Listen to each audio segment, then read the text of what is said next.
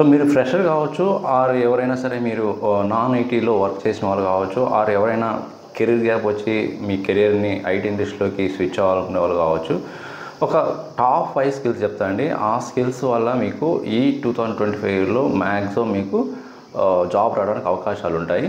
But ఏంటంటే ఇవి ఏ పొజిషన్స్కైనా ఎక్కువగా ఈ స్కిల్స్ అడుగుతున్నారు. సో ఎనీ పొజిషన్స్కి ఇవి అడుగుతున్నారండి. సో ఇవి కామన్ ఈ స్కిల్స్ అయితే. టాప్ 5 స్కిల్స్ అనేవి నేను ఈ వీడియోలో ఎక్స్ప్లెయిన్ చేస్తాను. మీరు వీడియో ఎండ్ వరకు చూడండి. అండ్ మరి మీకు ఇలాంటి మోర్ టెక్నికల్ లేటెస్ట్ వీడియోస్ కోసం మన లక్కీ టెక్ యూట్యూబ్ ఛానల్ని సబ్స్క్రైబ్ చేసుకొని అండ్ మీ ఫ్రెండ్స్కి కూడా షేర్ చేయండి.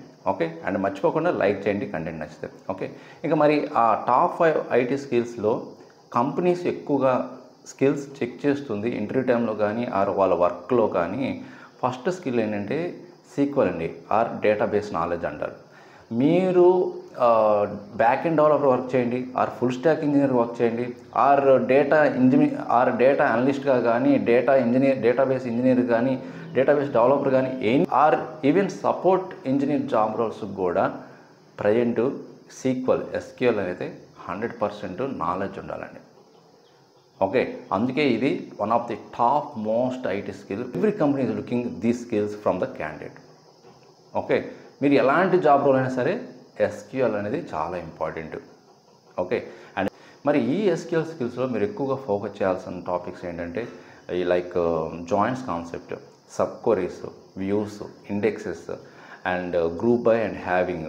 ఓకే, అండ్ వీటితో పాటు how you can connect MySQL or PostgreSQL ఇలాగా కొన్ని స్కిల్స్ని 100% నేర్చుకోవడం బెస్ట్. ఓకే, చెప్పాను కదా, ఇది అన్ని రోల్స్కి ఐటీ రోల్స్కి మీకు హెల్ప్ అవుతుంది. అండ్ సెకండ్ ఏంటంటే ఏపీఐ స్కిల్స్ అండి. ఈ కాలంలో ఆల్మోస్ట్ అన్ని ప్రాజెక్ట్స్ ఏపీఐ స్కిల్స్ లేనిది అసలు తీసుకోవట్లేదు ప్రొఫైల్ని.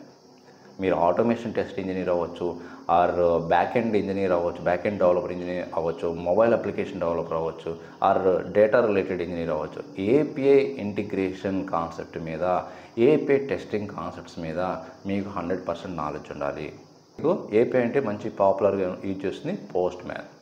ఓకే, సో మీరు పోస్ట్ మ్యాన్ అనే స్కిల్స్ నేర్చుకొని దాన్ని టెస్టింగ్ ఎలా చేస్తారు, ఆర్ ఇంటిగ్రేషన్స్ పర్పస్కి ఎలా యూజ్ చేస్తారు, ఎలా డెవలప్ చేస్తారు అనేది మీకు స్కిల్స్ 100% నేర్చుకోవాలి. సో ఏపీఐ డెవలపర్ అంటే నథింగ్ బట్ ఒక ప్రోగ్రామింగ్ లాంగ్వేజ్ యూజ్ చేసి మనం ఏపీఐ డెవలపర్గా వర్క్ చేస్తామండి. అది ఏదైనా ఒక ప్రోగ్రామింగ్ లాంగ్వేజ్ లైక్ జావా కావచ్చు, పైథాన్ కావచ్చు, .NET కావచ్చు. అదే టెస్టింగ్ అయితే మనం పోస్ట్ మ్యాన్ యూజ్ చేస్తాం.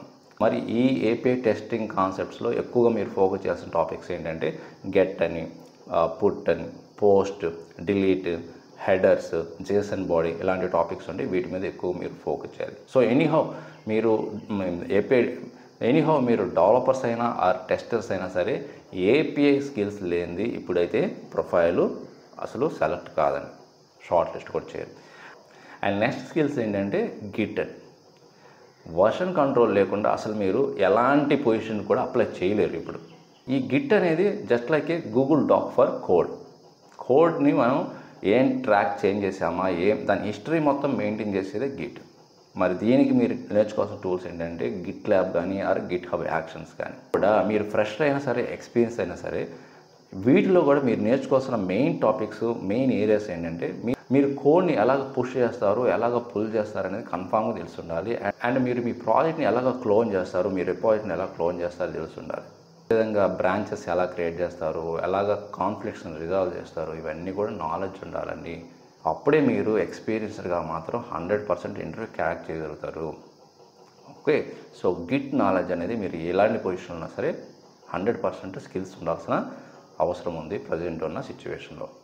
అండ్ నెక్స్ట్ స్కిల్స్ ఏంటంటే క్లౌడ్ బేసిక్స్ అండి. మీరు ఎలాంటి పొజిషన్కైనా అప్లై చేయండి. మీరు QA ఇంజనీర్ కావచ్చు, ఆర్ ఫుల్ స్టాక్ ఇంజనీర్ కావచ్చు, బ్యాక్ ఎండ్ డెవలపర్ కావచ్చు, ఎనీ టైప్ ఆఫ్ పొజిషన్స్కి, even data engineer, database engineer, any types of IT positions కావచ్చు.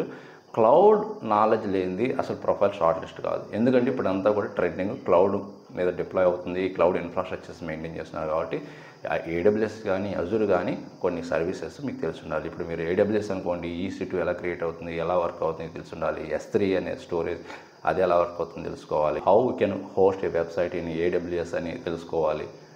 సో మీరు డెవాప్స్ ఇంజనీర్ కావచ్చు, బ్యాక్ ఎండ్ ఇంజనీర్ కావచ్చు, QA ఇంజనీర్ కావచ్చు, సపోర్ట్ ఇంజనీర్ కావచ్చు, ఎనీ అడ్మిన్ కావచ్చు, క్లౌడ్ అనేది మస్ట్ అండ్ షుడ్గా నేర్చుకోవాలి. ఓకే, అండ్ ఫైనల్గా ఫ్రంట్ అండ్ బేసిక్స్ కూడా తెలుసుకోండి. ఎందుకంటే మీకు అసలు యూజర్ ఇంటర్ఫేస్ ఎలా వర్క్ అవుతుంది అండ్ డీబగ్గింగ్ ఎలా వర్క్ అవుతుంది, ఆ ఎక్స్పీరియన్స్ అయితే తెలియాలి. సో అందువల్ల HTML CSS బేసిక్ నాలెడ్జ్, అందువల్ల HTML CSSతో పాటు జావా స్క్రిప్ట్ బేసిక్ నాలెడ్జ్ అని తెచ్చుకోండి. అప్పుడు మీరు ఒక ఫుల్ స్టాక్ రోల్కి ఎలిజిబుల్ అవుతారు. ఓకే, సో అందుకే ఫ్రంట్ ఎండ్ స్కిల్స్ కూడా మస్ట్ అండ్ షుడ్గా తెలుసుకోండి. ఇవన్నీ కొన్ని టాప్ 5 స్కిల్స్.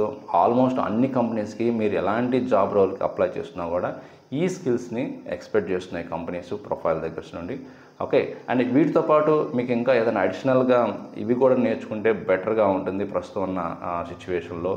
ఇవి కూడా మ్యాండేటరీ యాడ్ చేయండి అని ఏదన్నా మ్యాండేటరీ స్కిల్స్ ఉంటే అవి మీరు కామెంట్ రూపంలో యాడ్ చేయండి. ఓకే, సో ఈ కంటెంట్ నచ్చితే మీ ఫ్రెండ్స్కి షేర్ చేయండి అండ్ మర్చిపోకుండా లైక్ చేయండి. ఇలాంటి మరిన్ని వీడియోస్ నేను అప్లోడ్ చేస్తుంటాను మీ సపోర్ట్ ఉంటే. సో అందుకే సబ్స్క్రైబ్ చేసుకొని ఫాలో అప్ చేయండి మన YouTube channel. So thank you for watching.